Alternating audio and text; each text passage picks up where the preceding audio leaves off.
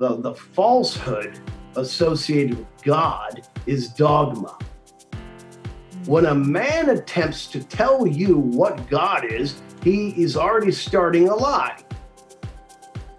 My belief is every soul born of this earth is God, period. You look at it that way. No, because do you believe in God? No, that means I am not a theist. A theist is a person, a theism is a philosophy of a description of a higher being. Okay? Opinion. Not based in science or fact. But I divine that I am the right person to define it for you, and don't question it. All a lie. It's an attempt. Good for you, but it doesn't serve the primary purpose. It's trying to give me a codified set of rules and a way to live my life. Hello, Better Together with Maria Menounos fans. It's Mr. Maria Menounos, of course. Kevin Undergaro sitting in for my lovely and beautiful wife on this special two-part episode of Better Together. We're about to bring you part two of our, I will say, we've had many powerful interviews on this show and ones with a lot of life-changing tips and advice. So we have that on this one. But I will say this is the most surprising interview I've done thus far as the backup quarterback, Kelsey, on this show. I would wholeheartedly agree. I mean, did you imagine Dave Koechner would have all of this to offer? I knew he had it in him. Yeah. Just from the little bit that I've chatted with him, but not like this, Kev. Yeah, no. Really special. Yeah, you guys, he's please, awesome. If you're loving the show or you want to support Maria, please subscribe to our YouTube channel. If you've done so, then share it with a friend. If you're listening on Apple Podcasts or Spotify, same thing. Please subscribe or have a friend subscribe. And if you are listening to the audio feed, will you please leave us a comment? And every little bit helps. And we're actually working harder than we've ever worked. And it's just down to Kelsey and I mainly. And we're just doing our best for you guys. And like I said, the best way you can help us and our show back is that way. We are here trying to bring you value, trying to bring you life hacks and things to really positively affect your present and your future lives in all areas. And it's not easy. It's a lot of research. It's booking the right guests.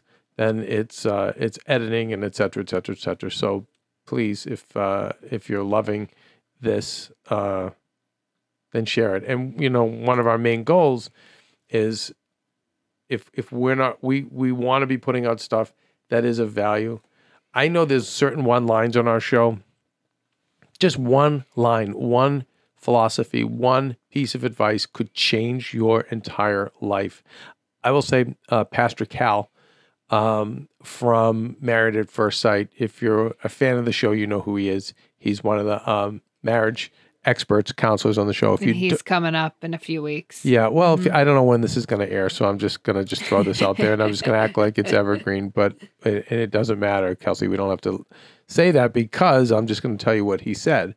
He said, when in a relationship, you need to commit every day, commit to recommit.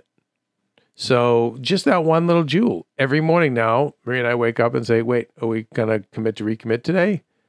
And it's just, been very helpful. That's one line from another two-part episode. I think that was a two-parter, but one-parter. But that's just one little line. And so we are trying so hard to have shows that are packed with dozens of those lines. And it just could be one of them that change the course of your life in a more positive way. So anyway, the best way you can do, like I said, to help other people, I think, is to share it. And then it helps us too, so we can continue to do it. And with that said, let's get to part two of our fascinating interview with Dave Koechner. And you will watch our own Stephen the Mew kind of go to work with Dr. Koechner. Mm-hmm. I mean, we're seeing a real life one-on-one counseling session. And it's pretty damn cool. And I think a lot of useful stuff there too as well. So stay tuned. The idea of God, take it however you want, humans. God is a concept that there is a purpose. That's it for me. You know, I'm noticing, Dave, that in the last couple of years, more and more people are talking about belief in God. And it's just what you're saying. It's not necessarily what church or what God, but they're mentioning God, which I think is cool. And I think like 20 years ago, it seemed cool for the smart people to say, there is no God. And I, being insecure Catholic boy, was like, they're smarter than me. Maybe they're right. What I like now is more people are saying, you know, Deepak Chopra to, you know, what they're all mentioning God, that they're, and it's helped me a lot in my life, but I'm seeing it more and more now, I think because of the times. I hope it keeps going. I agree with you. The thing that the falsehood associated with God is dogma. When a man attempts to tell you what God is, he is already starting a lie. My belief is every soul born of this earth is God, period. Look at it that way. Now, because do you believe in God? No, that means I am not a theist. A theist is a person, a theism is a philosophy of a description of a higher being. Okay? Opinion. Not based in science or fact. But I divine that I am the right person to define it for you, and don't question it. All a lie. It's an attempt. Good for you. But it doesn't serve the primary purpose. It's trying to give me a codified set of rules and the way to live my life. Here's how you live your life, because there's the one guy, that one of the coolest dudes on the planet, apparently to ever exist, was this guy, and I don't know if this is even his real name, Jesus Christ. This dude, very charismatic, said one thing, didn't write it down, didn't instruct anybody to write this down, but it's the thing everyone just goes past. This dude allegedly said, do unto others as you do unto yourself. End of story. No reason for a fucking book. Nothing defeats that sentence. Nothing. Nothing defeats that sentence. So don't fucking write more. Nobody asked you to write that down. Did you know Christ? Well, I mean, he was born 100 years before I started writing this. Then how do you know what he said? Well, burn it. The thing, you know, and that's where the problem is. We all believe in God if we believe in God, and if God is you, and it certainly is, and God is me, what if I said I believe in you? How do you feel? Pretty good. Right? Yes. Wow. We really complicate You're God. things. And if you're God, you're not going to corrupt it. I didn't just say, you're right all the time. I didn't give you power over me. I said, you're God. Why not? And then I believe in you. Yeah. Which means what? I can allow that guy to merge on the 405, because guess what? I'm going to give you the gift, and you don't even know it. There, by the grace of God, you got to your appointment. And maybe you're just an asshole because you're not God yet, or you don't believe in yourself. Yeah. But for whatever reason, you needed to get in line right now. And for an hour, you've had that blinker on going past 300 cars who are dutifully waiting in line. But for some reason, you decided you're going to cheat. What we all agree is that's cheating on the scale of justice. That's not fair. But fine. And then I don't have to inch closer to the car in front of me and try to make sure you don't get in. Because then I just lost, 5 or 6 hours of life. And David, do you apply this? I mean, I know you understand it to be correct. Are you able to successfully apply this in your days? Do you hear how much I yell? At times, yes. I will tell you this. That is the thing I'm trying to do. Yeah. I have something on my refrigerator, and this is portable. I'd go up and show it to you. I have it there on a note card. Number 1, slow down. Number 2, be kind. Number 3, be patient. Number 4, be creative. Number 5, do your job now. But all I had to write was slow down. Because then you can do all those other things. Well, they're all, yeah, they're all possible then. But then I gave myself a list of chores, didn't I? Mm-hmm. How do we all feel about chores? No. Yeah. Mm-hmm. No. Anyway, like I said before, I don't have opinions. But the thing is, for me, really, it's all discovery. Can you explain that? Well, I am on a quest for my own personal self, to discover how this guy can live better without being tortured by clearly this 10-lane highway that is my mind. Here's how I describe my mind. 10 lanes, high-speed freeway, and it's going straight ahead.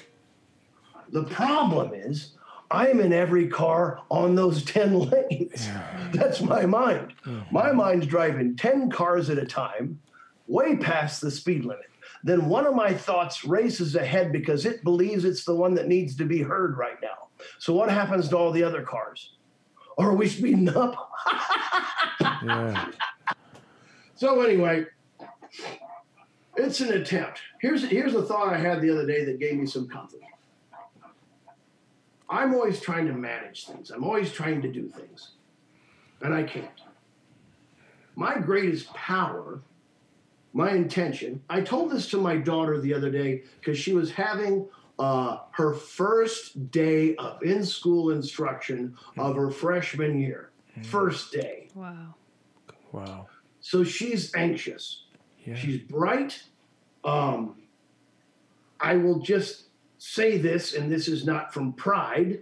For the circumstances of genetics, this person happens to be on what is commonly known as beautiful. So when she's sitting there and she's got a lot of worries going on, she doesn't know anybody. And, looking back from that thing, and I said, what are you thinking about? Nothing. Are you a little anxious? Yeah. Okay. And then I said, you know what? I'm sure you're thinking, will I fit in? Who's going to be my friends? Will I like anybody? All this stuff. And I said, try to play a game. Because when we go somewhere, we're trying to make an impression, correct? Mm-hmm. So that means, A, I'm trying to manipulate you. And then that other person notices something is out of whack. I'm trying to do something to you. Now, if it's me, we already know I'm trying too hard. So I'm being rejected out of hand, right? So a more powerful thing for me to do is observe. So I said, play this game. And I don't know what the categories are now, but they're going to come to you. I want you to watch how people walk. I want you to notice how many people talk a lot. I want you to notice who's shy. I want you to notice who's outgoing. And then when they're outgoing, what are they trying to do? And I said, you're going to see a bunch of different categories that happen today. You're going to see 3 or 4 girls that didn't get their uniform right. And all you're going to think is, thank God I'm not her. And I left it at that, of course, because I wanted to go on and say, I wanted to say, but I didn't. You go up to the girl and go, I like your uniform. Have you thought about tucking your shirt in? Rather than, be derisive about, oh my God, that girl looks like shit. She didn't put her uniform on right. And so it's not, it's not go up and help her. It's go see her. Yes, yeah. And then you can,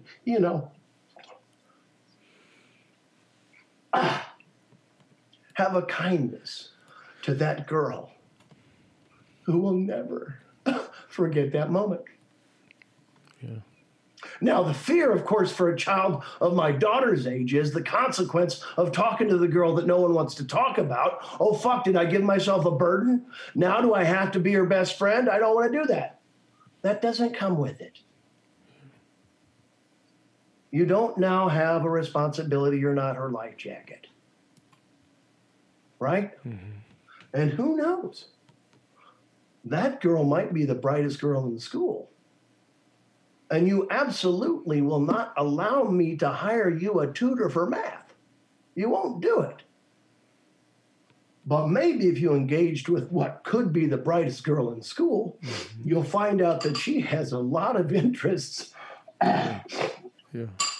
And she's the easiest person to talk to because she doesn't participate in drama. And all young ladies in this country have a thing, Kelsey, and you tell me how difficult it is to navigate the choppy waters of the dramatic situation of the competition for your uterus to survive and give life. I remember. Capture the flag. Yeah. The flag, of course, being the man, and it's always the wrong man. Yeah. Because, Kelsey, I think you'll agree with me on this. All men are wrong. You have to have them. Yes. But the problem is this. Men don't know what to do. Men have 2 jobs. 1, go get food. 2, bring wood for the fire. Now, after those jobs are completed, there's one rule. You don't say a fucking word in the house.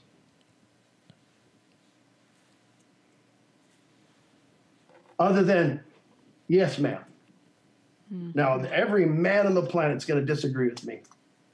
But guess what, guys? I just gave you freedom.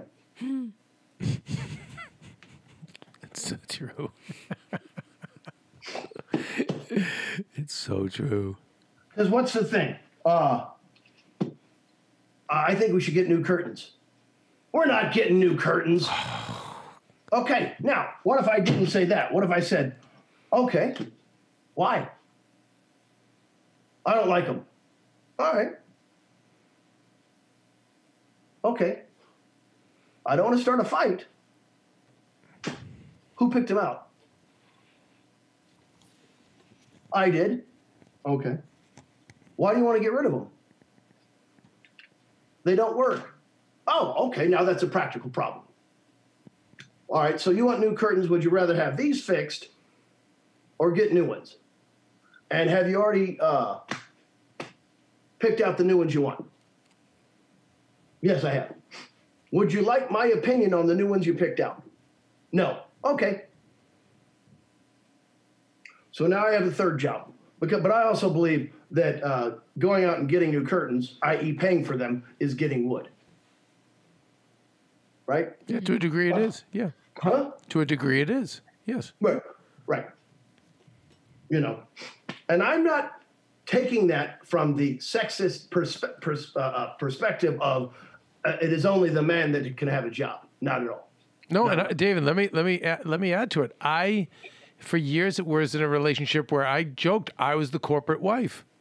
Yeah. Maria made way more money than I did initially. Initially, I did than she did. And so I was more the one at home, and I understand, and that it's not about a male or female, but it's about who's out getting the food in the wood. Yep. And then what's their job, and then what is the other party in the partnership's job, and then honoring both. Yeah. And define the partnership, because we all do this. Male or woman staying home, the person coming home now starts saying, why isn't this and this and this and this done? And the person at home goes, I have been here all day long doing this and this and this and this and that, and the resentment and all the stuff that is a lie, and it's not talked about. And, it just goes on and on. I will also argue that within a partnership or relationship, resentment should not exist. And resentment kills the marriage, and it's easy to dispatch and get rid of. Because when it started, I did the dishes 3 days in a row. And you never said anything. Right? Yeah. And I didn't mind. It's meditative for me to do the dishes. Yeah. But by the fourth day, you have not even acknowledged that I've been doing the dishes. And it can all be cured by this. Thank you for doing that. That's Resentment's over. Yep. Mm-hmm. Because I wasn't doing the dishes for anybody else. But because no one recognized it, I'm suddenly doing the dishes for somebody else. So it goes back to seeing people, like you said to your daughter. You see the person doing the dishes. Yep. And the other thing is this. What happens in marriage is, I did the dishes for 3 days in a row. So you can say thank you. I got to thank you for doing the dishes. That argument will never be forgotten. And now that pearl, that ugly, dark pearl of resentment is in that oyster, and it's only going to grow, and it's going to be the thing that kills the whole goddamn marriage. Yes. Yeah. Yep. You don't pick up your socks. I know, I always try to make it from across the room. What? What did you just say? The basket's in the wrong place. You always put the basket over there. The basket's got to be in the corner. What the fuck is going on here? He doesn't notice. He leaves the socks on the floor near the basket, which means later tonight, I'm going to collect all the socks, go to the other side of the room, and do my shots. But if you put all the socks in the basket, how the fuck do I get to practice? Yeah. To which the woman would say, what the fuck are you talking about? Typical dude. And then she would go, just put them in the basket. No, I need my But bread. the point is this, honey, it gives me joy because I'm not going to play basketball tonight. It gives me joy to try to get better at throwing the socks all the way across the room and hit the basket. And especially when I can bank it off the wall. Come on. Yeah. Now, Boom. if I don't make it, they're near the basket, so I can easily collect them. But if you put all the socks in the basket, then I got to dig through there, and then you're going to be mad at me for digging through the laundry. It's all explainable, but it's filled with resentment because all she thinks is this lazy MFer thinks I have to pick up after it. And it has nothing to do with it. No, it's about your game and your shot. And your joy. Now, it also could be that this guy is just lazy and inconsiderate. Let's take that side of it. So, she can go, will you put your socks in the laundry? Well, that's a resentful attempt. Now, I could say, honey, let's make some ground rules here in the bedroom. We all put our dirty clothes in the laundry hamper. How do you feel about that? Oh, well, I always do. Okay, I just heard you say you always do. Now, I'm going to leave that alone and let you notice what you notice. Because if I continue this conversation and then make my argument of, your clothes are all over the floor. Now we're in an argument, right? And it's really not about the clothes. It's about I feel less than because I think that you expect me to do work for you. Has nothing to do with it, but the broken pieces of my mind go to my low self-worth. Right. Yes. Which is the same as someone cutting in front of me at the 405 and 101 interchange. And it has nothing to do with it. It has to do with my low self-worth because I'm running the wrong operating system that's based on shame and guilt, which are both lies. Shame does not exist, and guilt, by its common use, does not exist.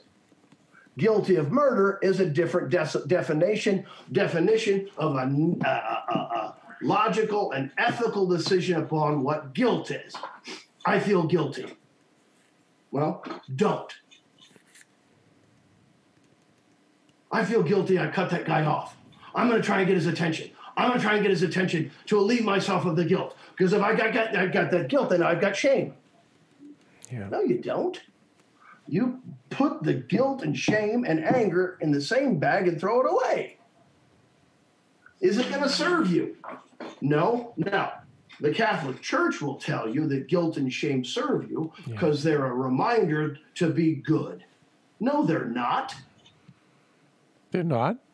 No, they fucking don't allow me to have my authentic feelings, and they keep me in a place of worry and anxiety. The Greek definition of sin, Kelsey, call me on this. Sin is a Greek term. It's an archer's term. To sin means, an archer is a person that shoots arrows. To sin means you miss the mark. Now, if I miss the mark, what do I have? An opportunity to get better. Period. I sinned. Well, do you think you can get better if I try? Now, how do we use it? You sinned. I must repent. Yeah. I'm filled with shame and guilt. Yep. I want to kill But myself. I can't repent. Yeah, I want to kill myself, or I start abusing myself because I'm so ashamed and guilty. Right. Now, because I can't feel my feelings, I'm confused and don't understand my feelings because I won't fully investigate them. So I'm going to numb them with drugs and alcohol. Yes, I am. I mean, yes. Yes. Yeah. Rather than sit with your body, and let's ask this. Should I feel guilty? Now, the mind wants to start making a case. Right. We'll hear no, mind, I'll allow you one thing. You can read the verdict, but you can't argue for the prosecution or defense. It's a bench trial. The judge is the body, and it's going to tell you the answer.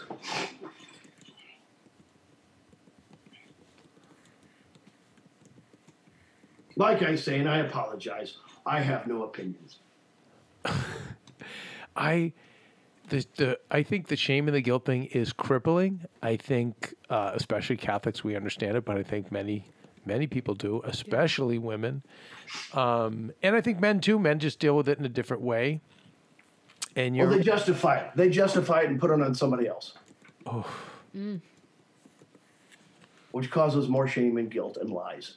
Shame, if anything else, shame and guilt are a fucking lie. They're a lie every time, and I defy anybody to tell me I'm wrong. Now, I'm talking about self-guilt.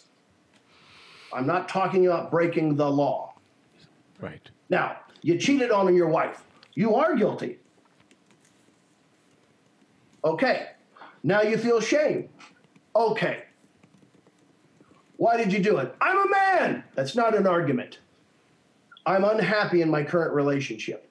So because you decided to never fucking deal with your relationship, which maybe you shouldn't have been in the first place, you do something, you do an act that will most likely guarantee that you blow up this relationship and hurt hundreds of people collaterally.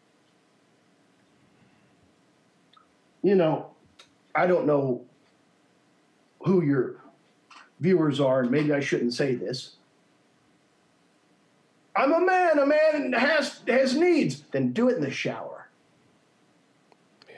Alone. And you can have any woman you want. But the reason you go out and seek the comfort of another woman is because it improves your self-worth. I was able to get the thing that I wanted.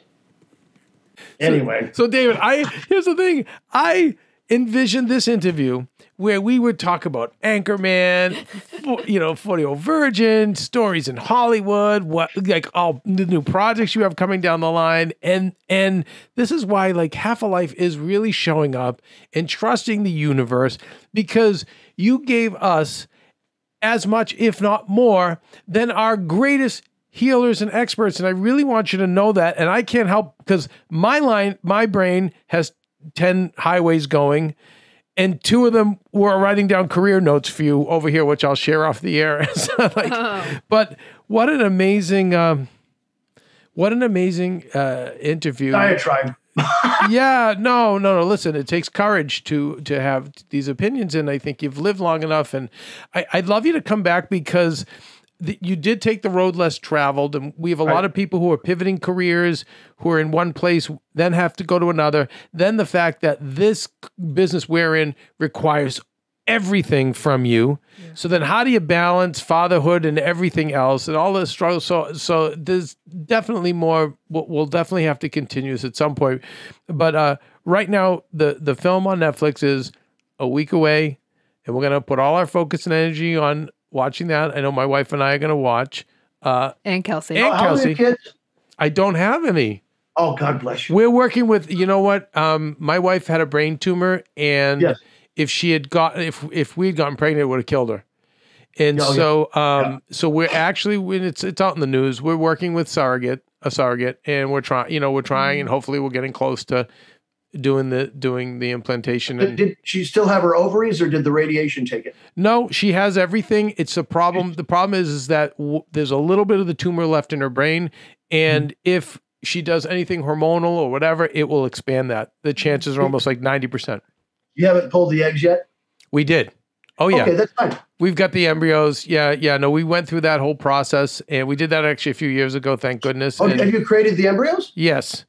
Oh, okay. So we're very close. Not to be off color, it's a medical term. So you pulled your cum? I did many times. That's my joke. We had 4 of our kids are from surrogacy. My wife she lost her uterus with our first child, and as people don't really realize, the ovaries are on the outside of the uterus. So then I'm well adept at this process. So yeah, you've been through it. So you had surrogates for the other 4 kids? We had 2. One woman carried Margot, and the second woman carried the twins and Eve. Wow. Oh, so you really have been through it. That's why I don't have any money. Yeah, you're right. It's such...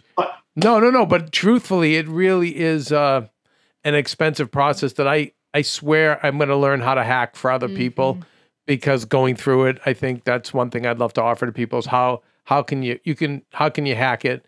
I know I can now, but yeah, it's very, very expensive to do. Wow, you've been through it. And yeah, God, even the relationships with the surrogates, how is that for you? Did you go through an agency? I did. Okay. And I have. For the people that don't know, an entire industry exists to help people get a child. Typical out here in Los Angeles is there's agencies, and an agency will match you with a surrogate, and the best ones then will have all of the services needed. It's a one-stop shop. They can recommend lawyers. There's a lawyer for the surrogate. There's a lawyer for you. And then the best places will have counselors. Now, the counselor's not for you. The counselor, as it should be, is for the surrogate. Mm-hmm. That way, any disputes can be mediated through that person. But as you know, I don't know if you've already gotten this far, there's a 25-page contract. Yes. Yeah, it's all transactional, folks. And the other thing that I want your listeners to know, none of the surrogate's DNA or blood goes through the baby. The umbilical cord, which is the only place that that other person's body actually has fluid going directly into that baby, its purpose is is food, not DNA, not blood. That child's blood is the chemical makeup or the biological makeup of the parents. So, there's so many questions, but you're like, well, then how is that? It's just, and I will tell you this, and they've just started doing that. Babies are going to be grown in aquarium-like places within the next 20 years. Wow. Where it's going. Yeah. And by the way, great. So many, think about the interruption of the female. It's that choice. Yeah. You want to have a baby, you lose everything. Now, the thing that we're finding now is what affects that child in utero. We don't know. No. But they do know. They have, these suppositions, and they have some scientific evidence this way or that way. But really, that's just the start. The pain begins upon the first breath. For the child. Yeah. I will say, the child, there's no limits typically in utero. The parents create all the limitations on this child's ability to succeed without even knowing it. But it's the first thing we do. Yeah. I will guarantee you, I'm gonna sit here and probably not knowing it, I'm gonna do everything I can to ensure you fail. It wasn't my intention. It's just my actions. So what are some of the actions we do to make them fail? Well, first of all, wrong operating system. Well, I guess two things. We don't see them. We don't hear them. It's a parent's only job. Only job. What we do is, and you can tell it's me, we tell them what they should do and think. Our greatest gift to them would be to allow them, to teach them, to show them what discovery is. Because you never forget something you learn on your own. Right? Right. So true. But I will naturally reject what you're telling me. Yeah. Also true. And thus why I am always rejected, because I love to tell people things. But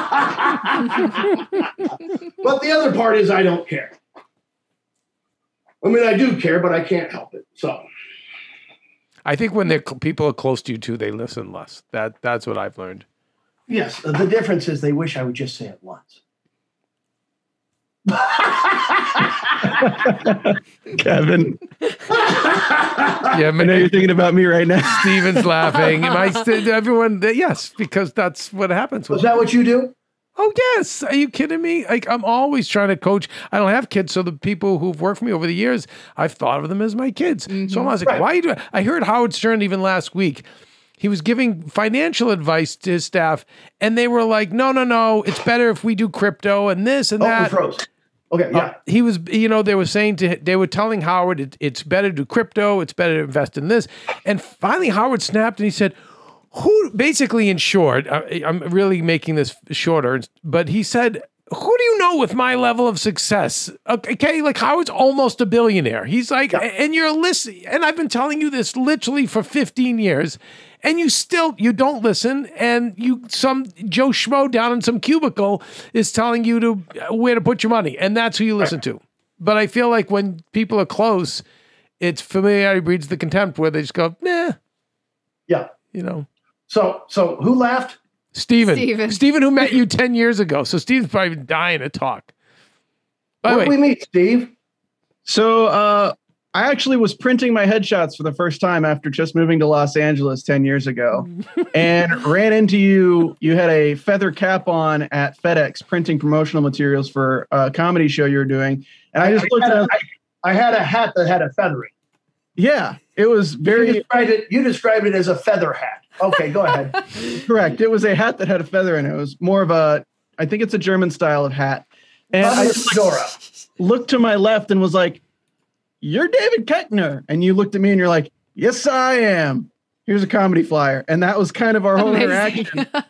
And then I helped Matt Lieberman, one of our AfterBuzz hosts, book you for AfterBuzz back when you came on for AfterBuzz TV to do an interview there. So it's always been kind of cool to have like that through line of knowing you're the first celebrity I met, and also now like we're intersecting again in our careers. Okay, so now because now we have Dave on the phone, so this is going to be great. I've never done this with Steve before. We have these like mind-blowing interviews. Like I said, Deepak Chopra, his daughter. I mean, the list goes. Matthew McConaughey. The list goes on and on of these like amazing people and all their pearls. And Kelsey and myself, Maria, were all blown away. And then Steven's like, meh. Okay, so now Steven, you're with someone that you really love and respect. Did any of this move you, or are you gonna say meh? Steven's, by the way, his brother is a scientist, so he comes from that world of science. Yeah. Steven doesn't lie either. He'll tell you. Go ahead, Steven. Be honest. No, you can't say that nothing moves me. It all moves me. I'm on your team, David, that like a lot of things sound frou-frou, you know, like you talk about listening to your body. It's like it sounds kind of crazy, but I will say that since my experience with this show, the more I've kind of opened up my mind to the fact that like, you know, nobody has the answer. So I can't say science is the one end all be all. I also can't say that this philosophical belief that your body can tell you is not wrong. I think that like everyone is kind of just falling through existence and trying to find the meaning where they can and using their best tools that they have at their disposal. And I actually really appreciate like the differences that people, as you said, the operating system is like everyone has to create their own operating system. Right. And, you know, I was very judgmental at the beginning of my journey of, you know, the astrologies and the people who believe in psychics and that kind of stuff. And, you know, the more I'm into it, I'm like, you know, who am I to judge how people choose to perceive this world and create their own operating system? So right. I think that as much as I'm cynical to some of these crazy frou-frou things, I also feel like I've been absorbing a lot of them and kind of developing my own operating system through the things that connect to me and the things that don't. Right. Well, here's my argument. You know, you said we're looking for answers. And my whole point is you already have all of the answers that your person needs. The joy, you already have the answers. You have a bunch of questions, right? The answer is already inside of you. How do you access it? Because you said, oh, we're always looking outside of ourselves, right? And my argument is, it's not out there. You already know. It's how do I get to the judgment, right? Mm-hmm. How do I find the truth? And my argument is, you already know the truth. You just got to get access to it. And one way to do that is trusting the instrument you currently reside in. Is your instrument currently working? By that, I mean your lungs. Yes. Do you think about it? No. No. That's the thing I would trust. The guy that doesn't need anybody. Lungs don't need any of you. Lungs don't need the hands. Right? That's the truest part of us, in my opinion. And the problem, David, I find with people who, I always say to people who are super smart, I'm like, do not let your IQ betray you. Because it's a lie. Right. Well, now that you've really made this more clear for me, Stephen, who is brilliant, his default is he thinks the mind runs everything. So he's always going to go to his mind. And I think I'm with David, Stephen, but now that really made it more clear for me. And I think that's kind of what I see with you is like, if you only listen to what your mind says, and why wouldn't you? Because you have a brilliant mind. Brilliant, yeah. When you're like mediocre like me and a Catholic who's been beaten down, you're like, I'm not trusting my mind. I'm going to trust other people's minds. Or maybe now, as I'm getting older and more aware, I'm going to trust my body, the universe, finding these answers. But I think what I really liked about what you said, David, is because I kind of feel the same way of like the 10 highways. You have 80 different things going on at once. And then you're kind of judging, oh, do I follow this one? Is this the right one to follow to get to my path, to get to where I need to go? Oh, wait, no, it might be this one. So then you're constantly being pulled in 80 different directions. And who's doing it? If that was... Answer him, Stephen. Who's doing it? Me, right? No. The brain. Yeah. Who's lying to you? Exactly. Because the brain says this, I got it. I got it. I got it. No, you don't. Stephen the Mule. You got a job, and you're trying to tell everybody what the fuck to do. The strongest person in this planet that is my body won't even fucking listen to you. That's the lungs. Lungs are like this. If the lungs went to the bar and invited all the organs to the bar, first thing, and the lungs would be sitting at the front of the table. Listen, organs, liver, put that down. All right, I just want to tell you one thing, folks. You can listen to the brain, but you don't have to do what the brain's telling you. Okay? That's it. End of story. Drinks are on the liver. And liver, I hope you don't buy any drinks. But that's my point is this. Like you just said, we're all running. And you said too, which one do you do? Now, and I know you called it crazy frou-frou, which completely takes out at the knees the idea of this practice. I am not talking about anything esoteric. Nothing. I am only talking about your instrument, which is balanced and fair in most of us and holds all the answers. Now, how to access it seems to be the point of resistance, right? But the only thing I'm asking is this, without all of the other bullshit, the only thing I ask that you do is when you get in your car next, you take one brief memory and go, okay, I'm going to notice how my body reacts to my mind's interpretation of the sensations I'm going to feel from here to the store or to the blah, blah, blah. Where's the first place you have to go after work? The gym. Okay. And are you already thinking about your workout? No. Wait. Like right now or like when I get in the car? When you get in the car, first thing you're going to be thinking about is your workout. Yeah. Okay. Is today upper, lower, or do you just do a general? Just general today. And how much judgment do you have about your workout? A lot. Why? A shame and guilt that doesn't exist. It's no longer there. Are you already winning because you decided to go? Yeah. Okay. Do you have a goal for your workout? Yeah. Which is? 2 miles at least. That's not a goal. I'm talking about a whole body goal. Oh, for like an end goal. Yeah. What's your goal? I want to get back down below 180. Okay, that's easy. And it doesn't come with working out. Comes with diet and that's it. Yeah. The purpose of working out is to get the blood going to help the guy in charge, the lungs. Our job is to feed the lungs. So you're doing a whole body workout. You don't want to be a bodybuilder. No, not at all. You want tone. Yeah. I want to tone every inch of my body.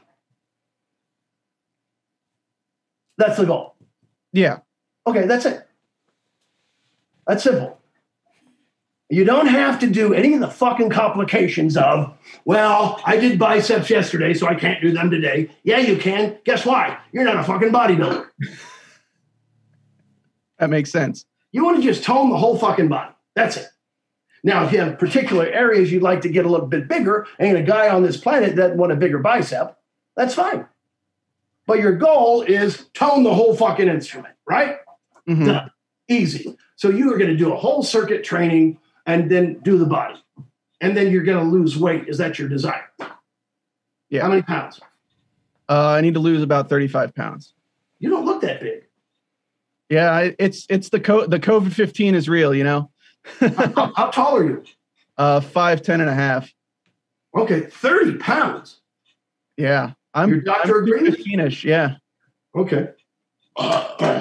What's your vice for food? Honestly, it's not cooking for myself. It's not so much a vice, it's more a laziness when it comes to prep. It's I'll just eat what's around, or I'll go get a sandwich, or I'll go get this. It's like not cutting the things that I need to cut. Shame and guilt don't exist. Okay. Well, you refuse anything that the lungs don't want. So you're eating a lot of fast food.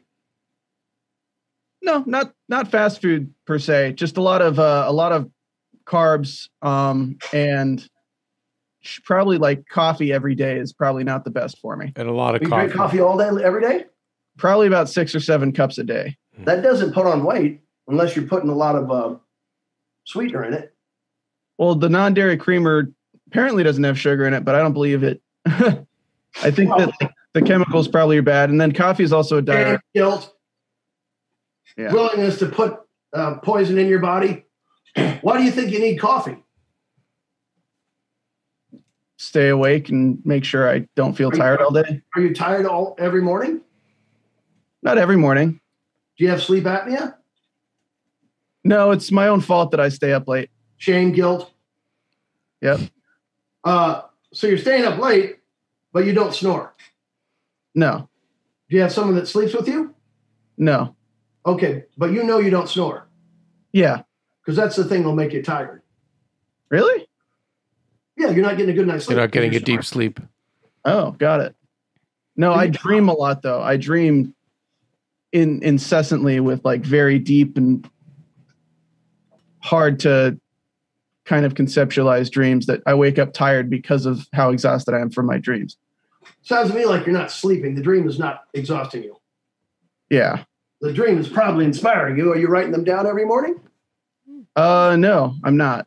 Have you told yourself or have a journal of like, I'm going to dream tonight about my success? I do try to give like positive affirmations as I fall asleep to kind of skew my dreams towards So your dreams are, you think, interrupting your sleep. Possibly. Do you keep waking up? Usually about 3 hours before I mean to wake up, I wake up and then I fall back asleep. So there's some anxiety going on that's you're not giving you a good night's sleep. Well, there's definitely the anxiety going on. It's been a crazy year and a half, I'd say. All right.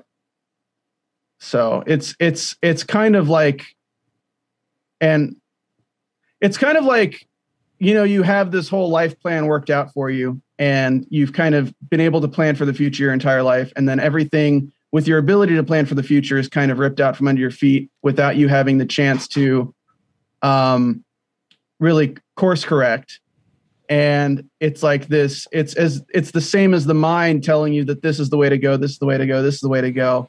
But in reality, it's like, okay, always kind of figured you'd figure it out, but which way do I go? Do I go down this path? Do I go down this path? Do I go down this path? And I feel like when I trust myself, things tend to not work out. So it's like, that's when I look through outside. Trust yourself. You're trusting who? The brain. Ah, that liar. So I guarantee you do this. Could take a little while. The answer might not come immediately. You sit. Yes. And you ask a question, which is what? Your overriding question is, what should I do? yeah, Okay. It's that simple. I think it's, I think it's like, what do you wondering? like the biggest question I ask is like, what can I do to actually be happy and like work, but also be happy? Okay, that's a philosophical question. Yeah, it's a very philosophical question. Then you'd ask yourself, what makes you happy? Yeah, I mean, that is the big question. Do you know? Not really. I In your think life, what makes you happy? Apparently staying up till 4 o'clock in the morning watching something that you didn't have to watch.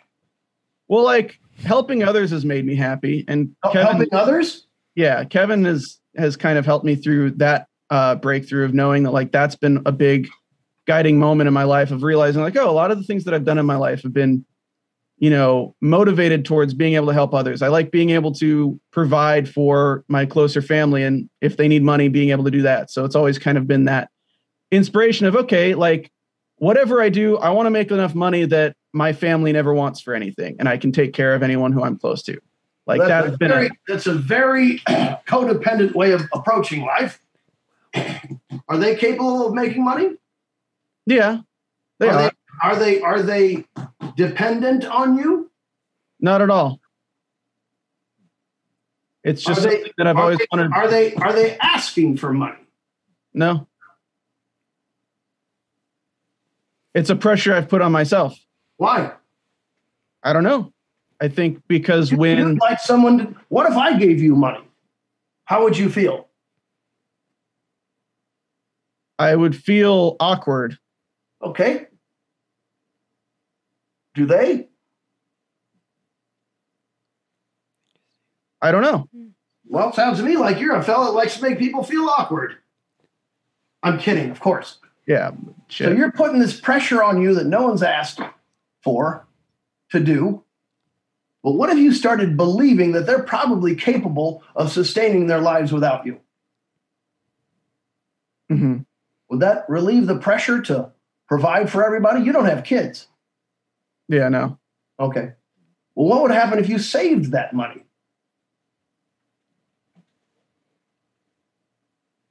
I'd have money. That's it. Okay. Would that make you happy? I don't know. You just said it would. I think it would. Yeah. But I mean, money's just a tool to, go to the next thing. So it's money's an idea. Yeah. Money's not real. This goes back to the Bitcoin. What is it? Well, it's just another fake word for money. Money's not real. It's an agreement that it has value. It really doesn't. No. We allow people to accrue this thing called money, but it's just a fucking lie. He or she has found the way to take advantage of everybody and accrue the idea. That's all wrong. All you've done is take from me. Well, I got you that box. At what cost? I should have got it at the fucking store. It'd been less carbon imprint. But whatever. Point is, you can have happiness as soon as you decide to have it. Happiness is stillness. Because it would make you happy to fucking slow down your mind. Right? Yeah. You'd like to relieve yourself of your anxiety. Now, we've targeted one piece of your anxiety. That anxiety is connected to a feeling that perhaps you might feel selfish or something, that you think you need to pay a debt to the rest of your family. I don't know why, but that's all a different thing. Or you just want that to reinforce the idea that you're a really nice guy. Has anyone ever told you you're not a nice guy? Yes. Oh. Are you generally mean to people? I don't think so. I think how do people perceive you as mean? I think that I had no self-awareness when I was younger. No and I think that a lot of my journey has been re-examining my memories and re-examining my interactions with people and figuring out what was the truth and what was the lie I told myself. So do you think you have to make amends to people? I think I've always felt kind of useless and I've always wanted to be useful. So It's been a thing of like, I just want to have some kind of purpose. Well, you do. Change something. Okay. You need to change, you're searching for peace, right? For some kind of meaning. Okay, well, you have it. You just haven't decided what it is. Yeah. So you want to help something. Something. All right. You already know the thing that you want to do, but you're not doing it.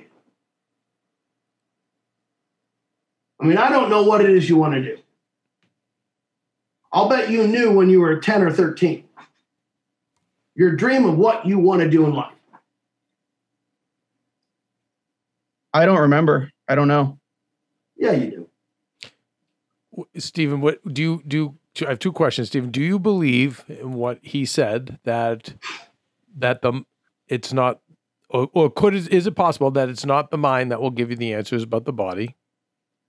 Do you believe that could be true, Stephen? I don't know how to perceive that. Okay, because your mind is still working. Let me help you. Please. The mind is a storage locker, a big one. You know what storage units are? Mm-hmm. right? Now, if you went to that storage unit, you'd probably have one. Okay, your mind's a storage unit, and every one of these units is yours.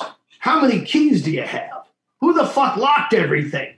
And by the way, you go to every unit, nothing's organized in here. Yeah. Now, that's the mind. The mind's in charge. You don't even know where to fucking find things. So all the answers you don't have right now, you believe are stored in your mind. But the mind doesn't even have a fucking decent operating system or an organizer.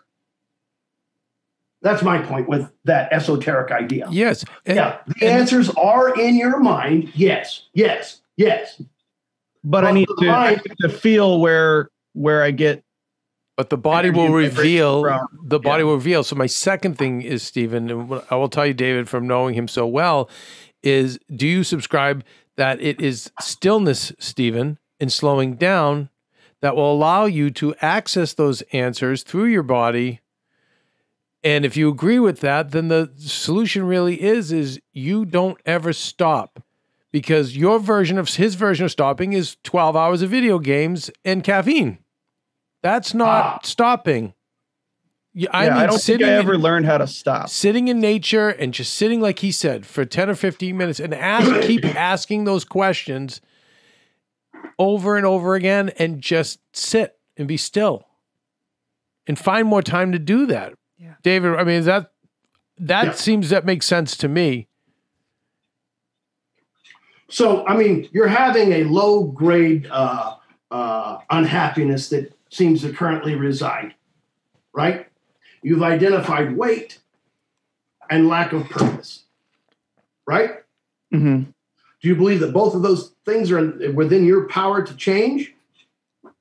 Yes. Do you want it to change overnight? I mean, everyone wants it to change overnight. Do you know that it's not possible? You know, there's a book. Yeah, there's not a way. One of these I just got. It's called the 1% Solution. You heard that one? Yes, no. I have. Mm-hmm. Interesting. No, go ahead, David.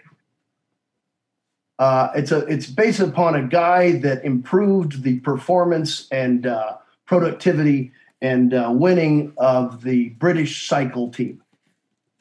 1% at a time. You're going to the gym, right? Mm-hmm. How long does your workout take? About an hour. When you do your exercises, do you knock them out pretty fast? Yeah, it's kind of just let's get it done and get on to the next thing. Why? Because I don't like working out at the gym. It's kind of like it's like a chore to get done. Why don't you like it? Because you've got to do so many sets? Just because I wanna get home and be busy and do the next thing. You're not busy. You're playing video games. You're not journaling. I'm not playing video games at all, really.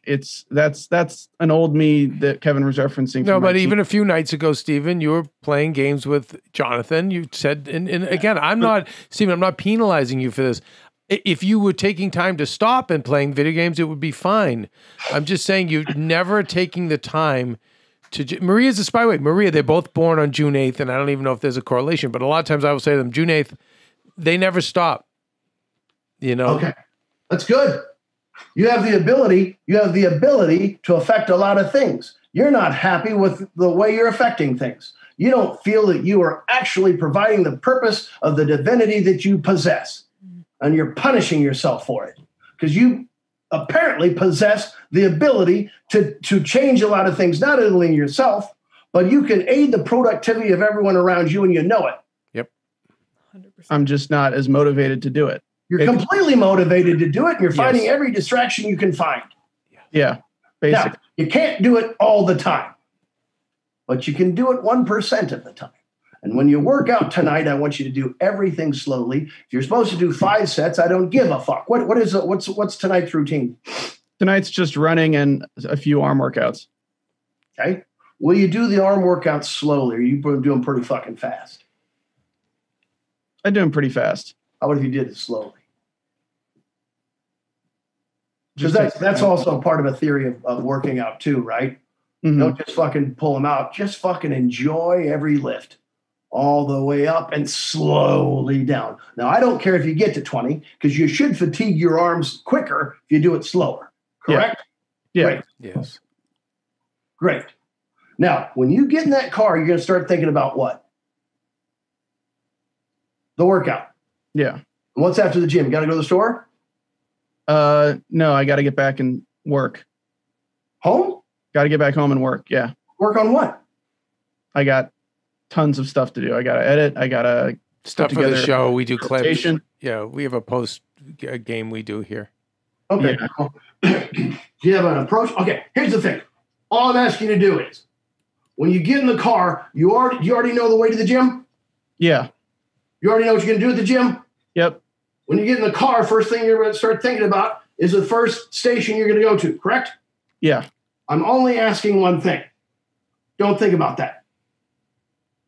I want you to focus on how your body feels as you're driving. That's my point. Because what I see is someone is driving in a way that I don't agree with. Happens every time you get in the car, correct? Mm-hmm. Where does that show up in your body? That's my whole point. Just notice where that shows up in your body. Because your mind's mad. Right? Yeah. The anger thing. Yeah. Right. Why are you angry? Someone did something wrong to who? To me. Do they know that? No. Then it didn't happen. Yeah. You created the whole story. Now, that's the mind creating a story that doesn't exist, which removes you from your happiness. Now, mind signals you're angry. Ask your mind, hey, mind, I'll let you play this game. Where do I feel that anger in my body? That's my whole purpose. That's my point. Does the position of where I feel it in my body change anything, or is it just feeling it? I don't know. I just notice it. Your body is going to react to the lie that the mind is trying to fool you into, which is anger. And anger is there to protect your feelings of low self-worth, which we all have. I'm not good enough, which is a lie. It's a very convincing lie that our mind tells ourselves, for sure. Well, I'm not saying it's not a good lawyer. Yeah. Yeah. I'm saying it should be disbarred. It's not allowed in the fucking courtroom. The fucking mind is the bailiff. Read the fucking judgment. That's it. I know. Sounds too esoteric. Have you successfully shut off your mind from being able to decide things for you, though? Like, how do you prevent that feeling of I'm not good enough? What's the fucking point? You don't prevent feelings. You sit in them. Now, your feelings are real, aren't they? Yeah. And this bailiff thinks it's your fucking psychologist and your mom and dad at the same time. None of that's true. Your feelings are real and you don't like them. Right? So you ignore them. So I ignore them. No, that's called addiction. The point is to feel your feelings. You want to feel, don't you? Yeah. Okay. But I don't want to feel the things I've been feeling. Like that's the difference. Great. I don't like the color of this wall. What should I do? Paint it. Okay. You don't like your feelings. What should you do? Change them. Thank you. Or understand them. Know that they're hurt, right? Mm-hmm. And that's why you don't want to think about it. All right? You have some feeling of hurt.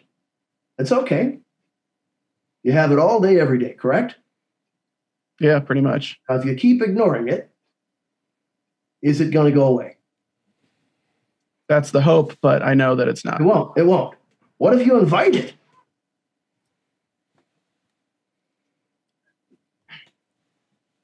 It's difficult because when I try to experience my feelings, it goes too far. What goes too far?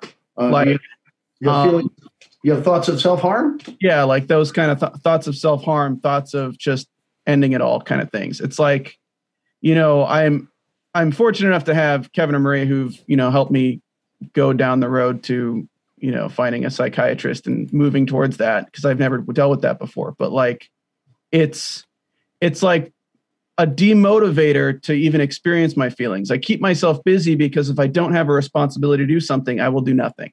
Right. I will sit in my bed for 24 hours straight doing nothing. It's not even video games anymore. I don't get joy from that. I just sleep and sit in my bed and feel shame and guilt for doing nothing. Shame and guilt are a lie. Yeah. You're avoiding your feelings, and that's okay. You can't fix it all at once. Can you do it 1%? I've been trying. Well, you're trying to do the whole thing at once. Well, going to the gym to me is a 1% attempt at change. Great. Absolute important way to relieve anxiety and give you the possibility of being in touch. What happens when you're at the gym? You're in touch with what? What are you doing? You're affecting your what? My body. Now, you've got a lot of feelings that you'd rather not deal with. Because you're feeling like if I actually do this, they're going to be so overwhelming that I'm going to have to decide that it's just too impossibly painful to deal with these feelings, correct? Correct. And so, but if you were able to possibly deal with these feelings just a little bit at a time, right? Mm-hmm. Because I'll tell you this, your feelings are your little boy. You've heard that. Yeah, the childhood inside you that's been shut. That's a bunch of gobbledygook, blah, blah, blah, but it's real, okay? Now, you're going to raise your little boy. That's your job. And it's okay. Because he deserves it. Right? He's in that cage. You think it's locked. Maybe it is, maybe it isn't. But you can do it. You can't do it at once. Do you journal? No. Well, that's what's going to happen now. Are you reading a good book? No. Okay, so you're going to pick up the short stories of Kurt Vonnegut and Ray Bradbury, right? Mm-hmm. You love Bradbury and Vonnegut. I didn't read much at all in life. Science fiction mostly. Sure, those are science fiction. Okay, cool. The best. Short stories. Accomplishable. They're illuminating.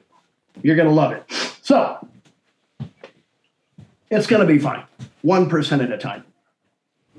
You can do it. There's a lot of pain. Pain's okay.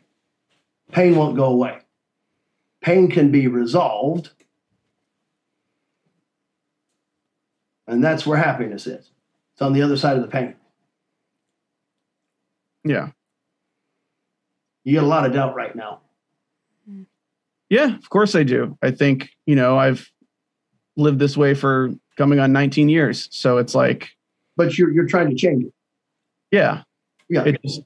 It's fighting that hopeless feeling of like, okay, well, it's been like this. You didn't change it so far for everything else you've done to change it. Like, where is the light at the end of the tunnel? Like, the light at the end of the tunnel is dealing with your feelings. I guarantee you. Yeah. The light's there. Doesn't happen at once, but it's there. You're still doubting it. Yeah. Things aren't going to change, are they? Nope. Do you believe that?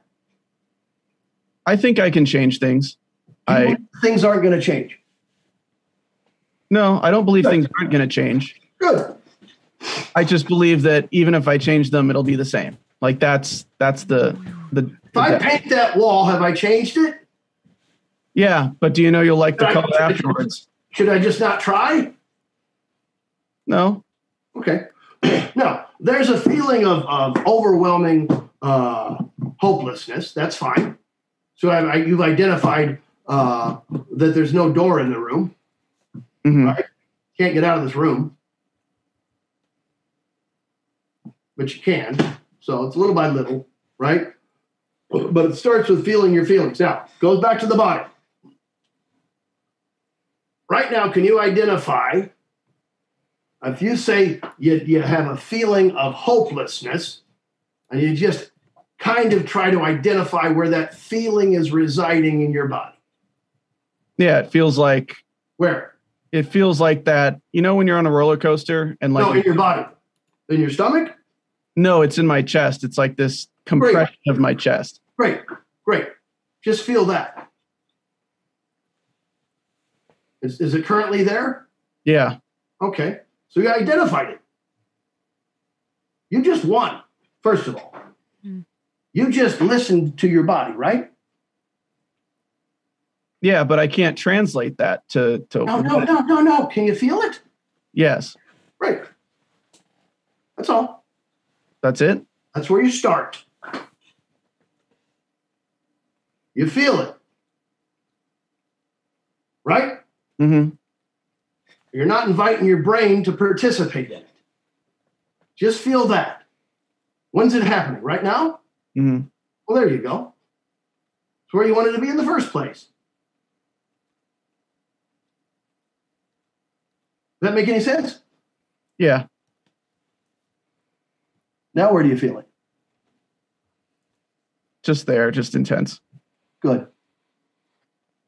Now, what you can do if you want to, just keep feeling that feeling. Don't try to figure it out. Don't do anything with it. Just recognize it. It's there, right? Yeah. Now let the lungs take care of it. You know what I'm saying? Mm-hmm. You don't have to do a thing.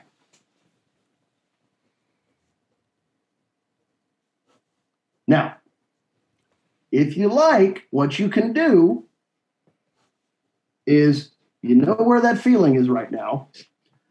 All right? Right there in your chest. Mm-hmm. And there's a thought that came up, right? Probably an answer. Yeah. What was it?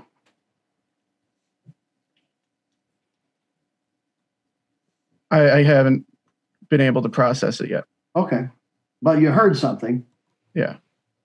You know what it is. You don't have to tell me. So when you felt that feeling, a thought came up that was an answer, yes or no? Yeah. Okay. Not all the answers, it's just one tiny answer. But it gave you an answer of some kind? I think so. That's how it works. It doesn't feel good. That's fine.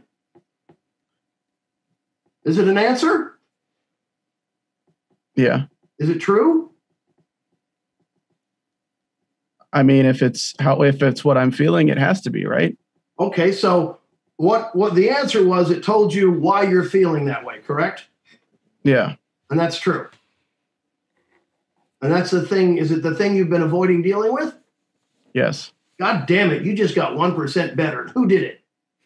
Me. Who's you? My body. So who just fucking did it? Stephen Lemieux did it. That's right. No, Stephen's body did it. Where all the answers are. Yeah. Did it hurt to do it, or do you feel a 1% better? Kind of both. Great. Yeah. It doesn't. I don't experience emotions often. I don't letting them escape. Yes, you do. Yes, you do. You block them constantly. Yeah. And you just felt an emotion. Not your brain. Yeah. In your chest. And when you gave it its job, it felt easier to do. Yeah. Less daunting. Mm-hmm. What if you kept doing that?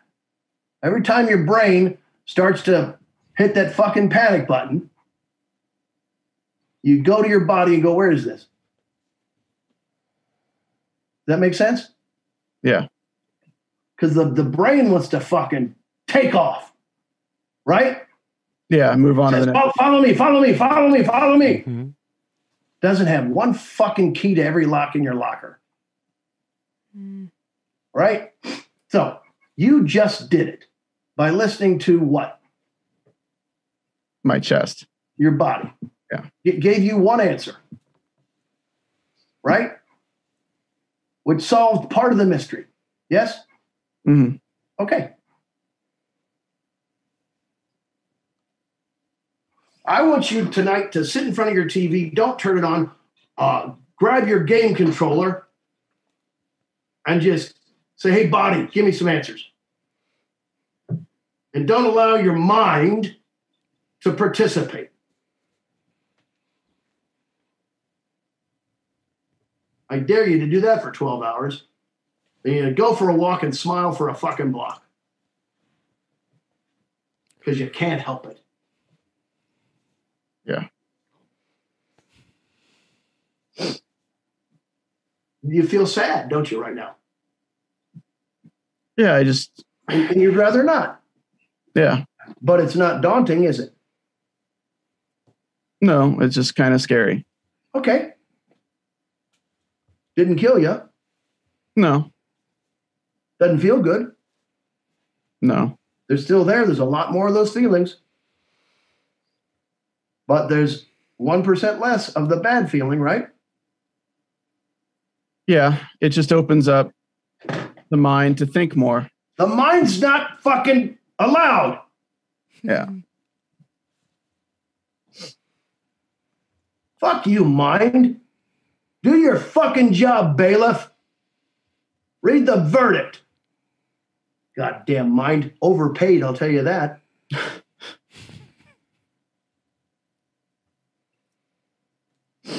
Mind's not in charge. Yeah. You can do it.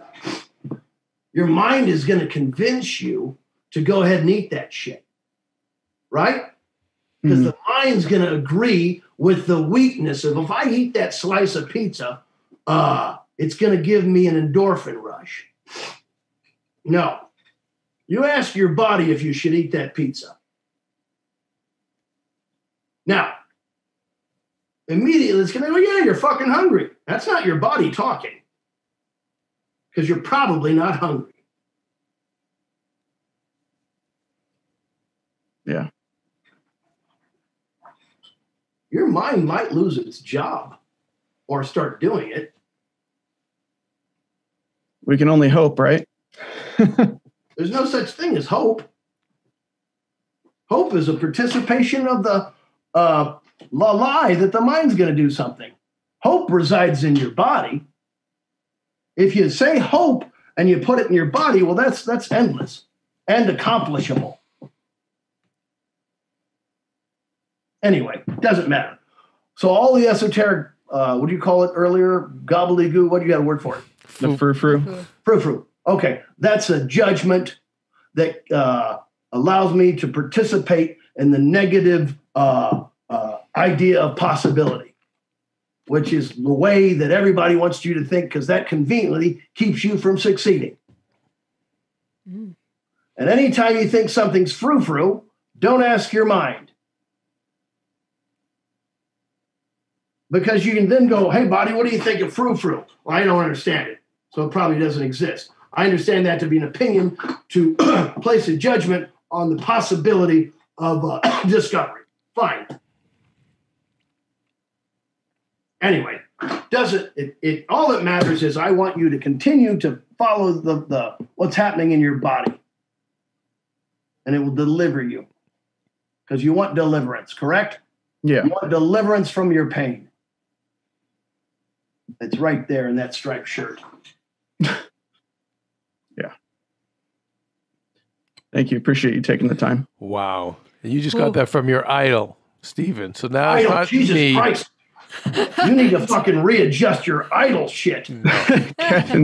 Now even more so you are deserving of that title, because we always knew you as a supreme talent, but my God, you just experienced it transformation, and you've got a lot of tools, Stephen, that you can apply. But I think so many of our fans, we are moving into, this is going to be, David, so you know, a first time, this is going to be a 3-part episode.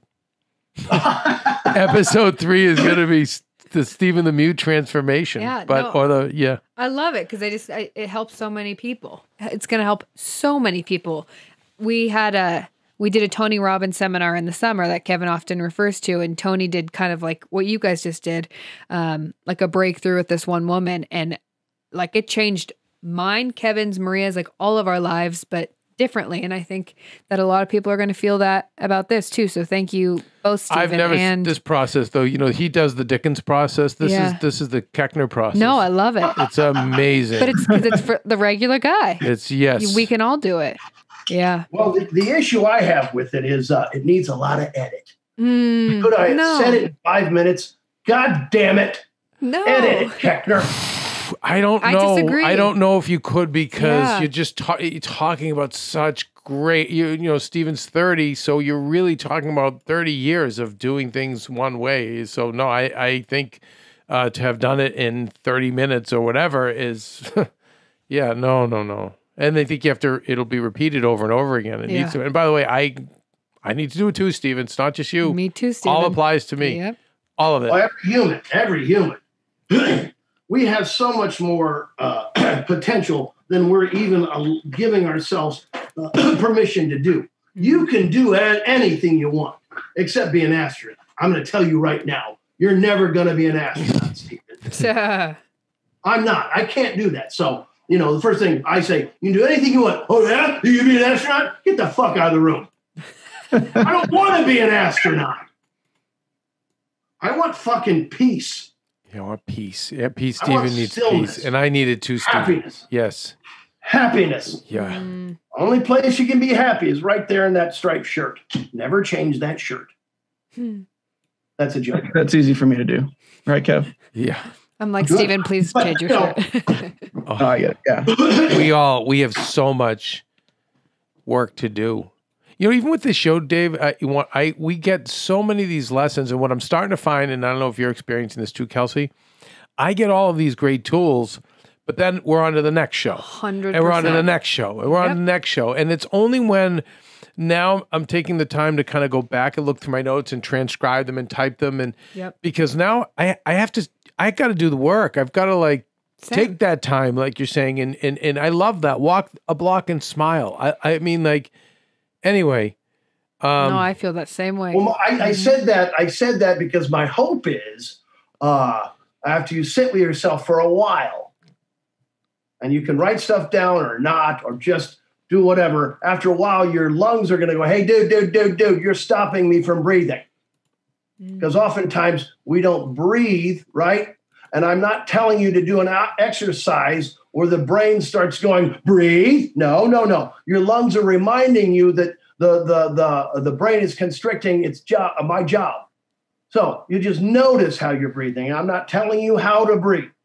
Just notice it. And the lungs will go, thank you. Get the fuck out of the way. I'll do my breathing. Now, after a while, what I suggest is, after a lot of stuff has come up, and I will insist that you can't fix it. Don't try to fix it.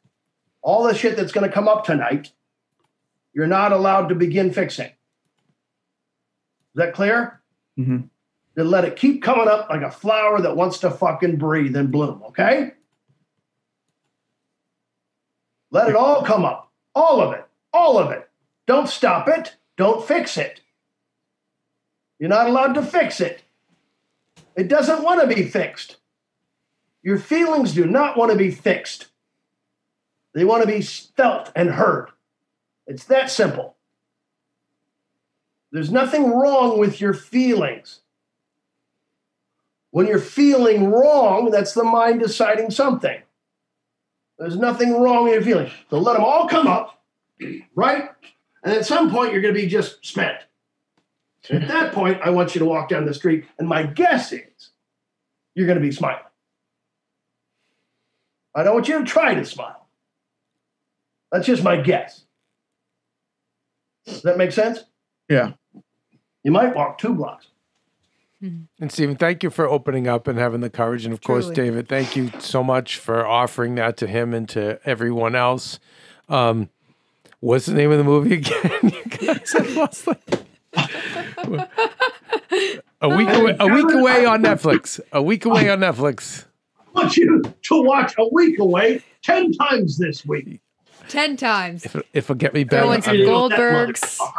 That was the best segue, Kevin. Yeah. Beautiful, Kevin. A week away, you guys, on Netflix. David Koechner, you have not seen the last of him on this show. I hope he'll come back. I can't wait for you to talk to my wife and to just tackle other subjects with you. And my goodness, yeah, there's you have a lot more work to do here, my friend. So just so you know. Dang right. And you and I are having lunch. Oh yeah, we're definitely gonna we're gonna have lunch. And like I said, I not only have notes on how I need to apply this to my life, I also have some Dave Koechner career notes that were just coming to me. So yeah, are you guys in New York? I'm in New York and LA. We have a place on the East Coast, place on the West Coast. We've recently come to the East Coast because my mother-in-law is very ill. We wanted her to be with family. But so you're out east right now? Yes. Yeah. I'll be in New York from the 14th to the 19th. Shooting a movie, Kevin. No big deal. I'm in show business. Don't treat me different. Well, that's great because I can tell you that Kevin does not have a show to do that week. Oh, there you go. So look at that. Okay. Yeah. All right. You don't. No. I would love to, and like I said, I have so many ideas and things because now this is a whole other space like the world needs, and who would have known? Who would have known? I'm gonna pay for lunch because I'm gonna ask you a million questions. and I invited you to lunch, so that ends the argument. Like, no. I actually think you'll probably be the first person to actually pay for my lunch. No. Isn't that right? crazy? Yeah. I always pay. Bill Murray's got an adage that I love. Nobody pulls coin in my town. That's such a fucking cool, hip fucking thing to say that I could never fucking come up with. What a cool fucking saying. Seriously. Nobody pulls coin in my town. Right? It sounds like it came from the mafia, but it also goes, okay, that's grace. But I'm buying you lunch. Thank you, sir. And by the way, have you worked with Bill Murray? Yes. There was a show years ago on Comedy Central called Murray Brothers Golf or some shit like that. Anyway, I did. Yes. I did one episode of that. I know his brother, who's my age, Joel. Yeah, there's a few of them, and then there's Brian Doyle, who's incredible, and then there's Worked with Brian. Yep. And isn't there one more who also does a lot of acting? He was on Mad Men.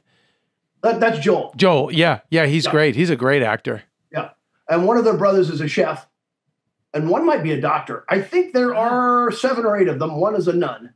Oh my God. The Irish Catholic family. God. A lot of kids. Yeah. Dave Koechner. I'm one of 6. How many you got?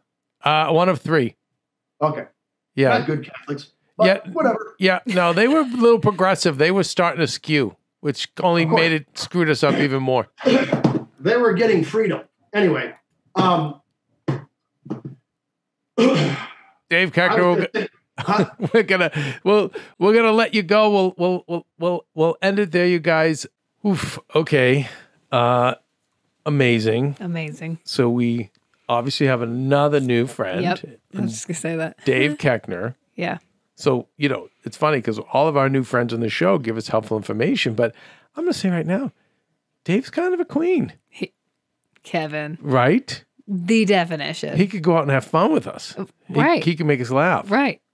No, he rocks. And he's, like we said from part 1, I mean, there was stuff coming out of him and advice and wisdom coming out of him that I was like, holy cow, not expecting. Yeah. And I think that I think he had a good breakthrough with Stephen, which I know helped me, helped you, is going to help so many people. So I'm thankful that Stephen was open to do that. Yeah. And thankful for Dave. And my hope for Stephen is, and I know Stephen for 10 years, and rather than let his body just be tired, he mentioned he was tired after all of it, I know his mind is going to go toward beating himself up over it. And I don't know that. I'm guessing, if I were wagering, if I were placing a bet, that's what I bet on, and that's too bad, Anyway, so if you can go through that experience too, the goal isn't to remember what he said about shame and guilt. It's not to beat yourself up. The whole point of it is to try to get you in a better place. So we're with Stephen, and we're not letting him go, no matter what. So we'll keep our eyes on him. But hopefully, like I said, it helps other people too. And let us know if it did. We love hearing from you. You can comment on the YouTube page. You can comment on the Apple Podcast page. A reminder again how hard we're working here to get this really valuable, helpful takeaway out there to help you improve and change your lives in all areas. It's so much work on Kelsey and I. You might even be able to hear it in my voice. I have to keep. I'm like turning up Kev's volume because he's so tired. I'm just so tired, but we're trying, you guys. We're giving it our all, and best way you can pay us back is by subscribing to us on YouTube or subscribing on Apple Podcasts. And if you've done that, please, please, please share this with friends, and tell them that if they listen to us every day, I promise we can change your life for the better. And maybe it's just 1% increments, like Dave Koechner said, but I know we can. I know it's changing my life. It's changing Kelsey's life. And we hear from the Heal Squad as well. So it's a great gift. We believe that you can give to someone else, but it's a way you can give back to us so we can keep doing this. Anyway, well said. What else, Kelsey? Where do we go from here? Where do we go from here? We continue to be. Oh, hi, Winnie. Here's Winnie. Winnie's saying to say what? She's saying, be nice people, be present. Oh wait, make good choices, be nice people, and God, Maria's got to come back and do that. Yeah. Wait. One more time. Present. Okay, one more time. Make good choices, be nice people.